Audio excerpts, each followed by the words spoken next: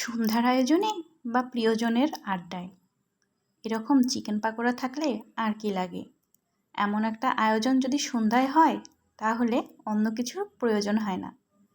সঙ্গে আড্ডা, তার সঙ্গে খাওয়া দাওয়া। হ্যালো এভরিওয়ান, আসসালামু আলাইকুম। আমি মিমির রান্না অ্যান্ড রকমারি ভিডিওতে আপনাদের সকলকে স্বাগতম। চলে আসলাম নতুন আরেকটা ভিডিও নিয়ে আপনাদের মাঝে। তো আজ আমি আপনাদের তৈরি করে দেখাবো চিকেন পাকোড়া। কিভাবে তৈরি করছি সেটাই দেখাচ্ছি। প্রথমেই মুরগির বুকের মাংসটা নিয়েছি, তারপর 4টা আলু নিয়েছি, পেঁয়াজ কুচি নিয়েছি, মরিচ কুচি নিয়েছি আর রসুন কুচি নিয়েছি। সব উপকরণ একসাথে এই যে মেখে নিচ্ছি।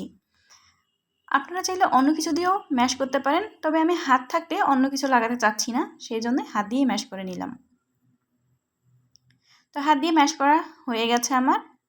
তো এখন আমি পরপর এখানে বাকি উপকরণগুলো দিয়ে দিব। এখানে গরম মশলা দিয়েছি, আদা বাটা, রসুন বাটা দিয়েছি, সঙ্গে দিয়েছি টমেটো সস, তারপর দিয়েছি বেকিং পাউডার আর একটু সোডা দিয়েছি। সোডা দেওয়ার একমাত্র কারণ এটা অনেকক্ষণ মুচমুচে থাকবে। তারপর এখানে জিরা গুঁড়া দিয়েছি, তারপর শুকনা মরিচের গুঁড়া দিয়েছি আর লবণ স্বাদ মতো। আপনারা যে যেরকম লবণ পছন্দ করেন সেরকমই দিবেন। তারপর এখানে আমি বেসন দিয়ে দিব। এখানে 2 চামচের মতো আমি বেসন দিয়ে দিয়েছি। দিয়ে আবার ভালোভাবে হাত দিয়ে মেখে নিচ্ছি।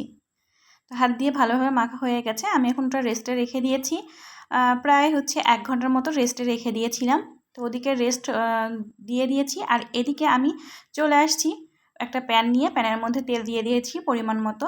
আর প্যানের যেহেতু এগুলো ভাজতে হবে, ভিতরে যেহেতু এগুলার ছোট ছোট মুরগির মাংসগুলো আছে, সেজন্য চুলার আঁচটা একেবারে লো করে দিতে হবে। লো করে দিলে তাহলে আস্তে করে ভাজলেই ভিতর থেকে মচমচে হয়ে আসবে। তো লো হিটে এটা ভেজে নিতে হবে। তো আমি নিচ্ছি লো হিটে ভিজে। একটু সময় লাগবে, কিন্তু খেতে কিন্তু অনেক মজা হবে এবং মুচমুচে হবে। তো এভাবে লো আছে ভেজে নেবেন, তাতে করে পুড়বেও না, আবার ভেতরটা অনেক মচমচে হবে। তো এই তো হয়ে যাচ্ছে। তো এখানে আপনারা সময়ের কোনো পার্থক্য নেই, যে যেরকম করে ভাজবেন সেরকমই সময় লাগবে। তো এখানে ভেজে নিচ্ছি। তো আমার ভেজে নেওয়া হয়ে যাচ্ছে।